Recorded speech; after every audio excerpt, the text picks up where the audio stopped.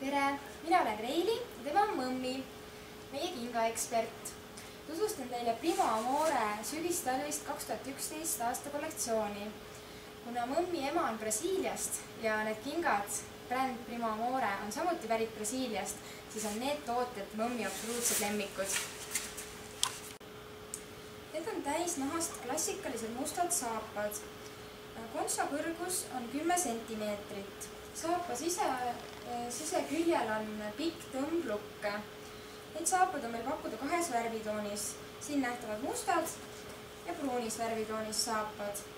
Ning sama mudelit on pakkuda ka labutiini stiilis punase talla ja natuke kõrgema kontsaga.